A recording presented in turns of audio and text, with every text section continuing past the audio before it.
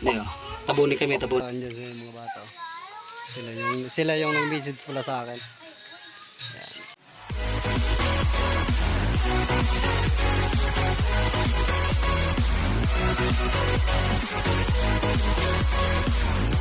Magandang araw sa inyo mga idol. Shoutout sa inyo lahat at shoutout sa 45,000 subscriber natin. So, bali mga idol, sa episode na to, may pupuntahan tayong itlog ng lawin mga idol. Kasi may nag-message sa akin, isang solid subscriber natin, na may nag-message sa akin na may nakita daw silang itlog ng lawin. So, kinuha. Doda ko mga idol, mga bata to, sigurado ako. Kasi, ayan, papakita ko sa inyo yung message. Ayan, makita nyo. So, pinapapunta nila ako kasi ibibigay doon nila sa akin yung itlog.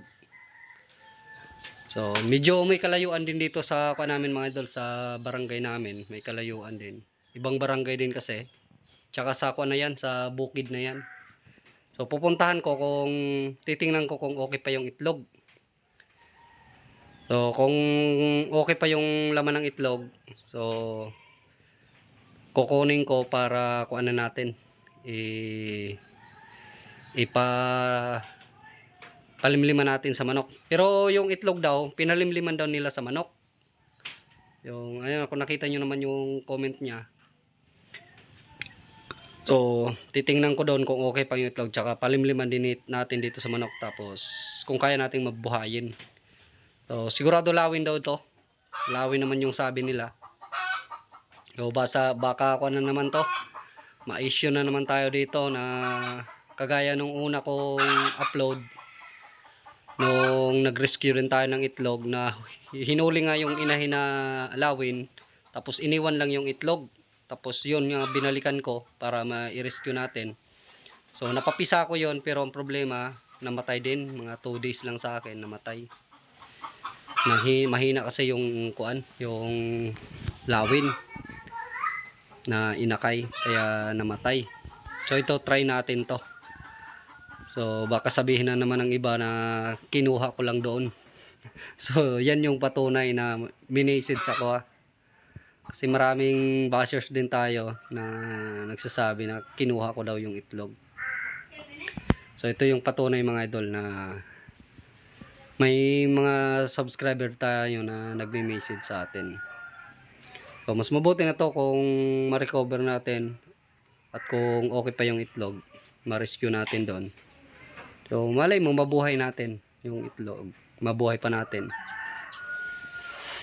Medyo may kalayuan kasi mga idol, kaya yun, ready na tayo, magmumotor lang ako. So stay tuned lang, doon na lang tayo magkikita. So yun mga idol, papunta na ako ngayon. 2 hours later. So yun mga idol, andito na tayo sa bahay ng nag-message sa akin sa YouTube. So titingnan natin ngayon kung andito talaga yung itlog. So andito na sila, sabi nila andito daw. So pinalimliman daw nila sa manok. So titingnan natin mga idol kung yung itlog okay pa. So ilawan natin. Pero kung hindi na okay, so hindi na natin kukunin.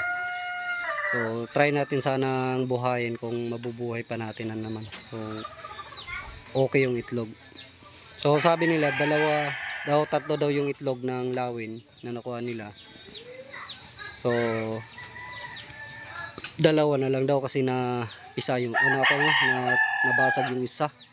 So yun sana daw yung kuan tawag nito. Yung buhay yung sisiw sa loob ng napisa. So itong dalawa, iilawan muna natin kung buhay yung nasa loob ng itlog. So ayun mga idol, pasok tayo sa kanila. Ayan sila mga idol. Sila yung na kuan ng itlog. Pinalimliman nila dito sa manok daw. Minute na? Naigwa ka na isa. Ilaw para makita anda. O makita. Kailawan ta. So, ito yung naglimlim mga idol sa dalawang itlog ng lawin. So, yan. Yung nakita nyo yung dalawang maliliit na yan. Yan yung itlog ng lawin. So, napakaliit lang oh. Parang itlog ng native na manok. Ganyan lang kalaki. O, mas maliit pa to. Konti. Ayan.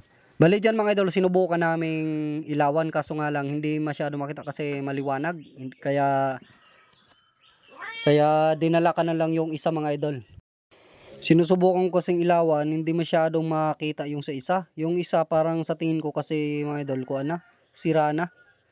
Kaya isa lang yung dinala ko pa uwi. So mga idol, uwi na ako. Sayang yung itlog. So andyan sa mga bata. Sila yung nag-message pala sa akin. Ayan. So uwi na tayo uwi. Bali yung isang itlog dinala ko, try ko tong titingnan ko ng maayos doon sa bahay kung medyo okay pa. Pero sa tingin ko talaga yung sira na. Doon ko lang titingnan ng maayos. A few inches later. Yun mga idol, kararating ko lang. Diniretso ko na sa yung itlog mga idol, yung itlog diniretso ko na sa may naglilimlim na manok namin. So mamayang gabi ko na lang talaga titingnan para masigurado natin kung talaga siya, kung buhay pa yung nasa loob niya. Kasi bali dalawa lahat yung nadala ko kasi siguro pag alis ko kanina, isa lang yung dala ko. Siguro nangangalahati pa lang ako papunta dito sa amin. Siko try kong ilawan kapag gabi. Kasi mas maganda tingnan kapag gabi. Kaya binalikan ko ulit.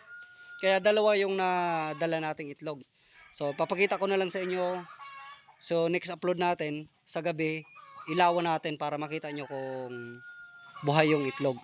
So basta update ko lang kayo mga idol sa itlog na yan. Tsaka sabi talaga ng mga bata mga idol sa akin, tinanong ko sila kung anong klase ng lawin. Yun nga, hindi kagaya ni Lawiswis, hindi rin kagaya ni Bagwisto natin. Kagaya ng sinasabi ko na lawin na white yung dito lahat mga idol, pero yung pakpak niya black. Yan talaga yung isa sa mga lawin dito sa amin na namumugad lang sa mga damo na hanggang dito lang. So sa mga kugon-kugon.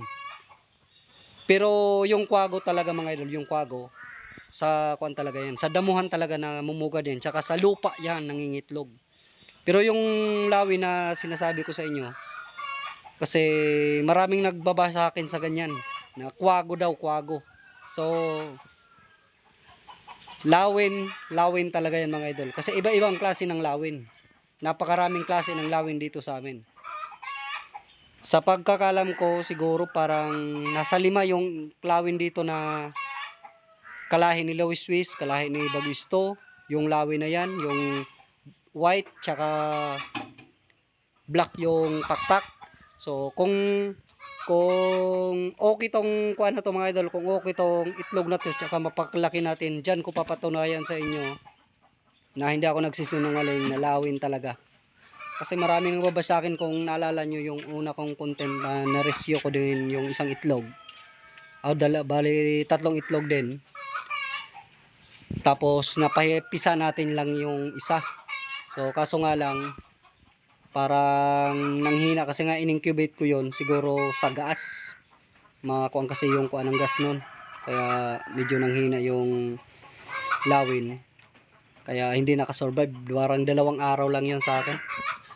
So ito, pag napapisa natin to at napalaki natin, dito ko papatunayan sa inyo na yung sinasabi ko, yung lawin na ibang klase ng lawin din. Napakaganda ng kulay. Black tsaka white yan. Black and white na lawin. Tsaka tinanong ko din sa mga bata kung anong lawin. Kaya sigurado ako na ganong lawin talaga. Kasi may mga viewers tayo na ayaw maniwala na lawin yung kinuha ko dati na itlog. Yung pinarescue sa akin. Kasi nga gumagawala daw ako ng istorya na ako naman daw talaga yung kumuha, na hindi daw nahuli yung inahin. So kung sa tutuusin lang mga idol, napakalayo ng mga pinupuntahan ko. Basta mag-comment lang dito sa akin, pinupuntahan ko naman talaga. Kaya yan, nakita nyo naman talaga yung comment na pinupuntahan sa akin. So yun mga idol, hanggang dito lang muna yung video ko. Shoutout na sa inyo lahat. Shoutout sa 45,000 subscriber natin. Tsaka update ko na lang kayo sa itlog mga idol. Sana mapapisa natin to At sana okay yung itlog. Kasi hindi ko sure kung buhay yung itlog sa ngayon. Kasi umaga. Mas maganda kapag gabi ilawan. So, yun mga idol, thanks sa panonood. At ingat kayong lahat.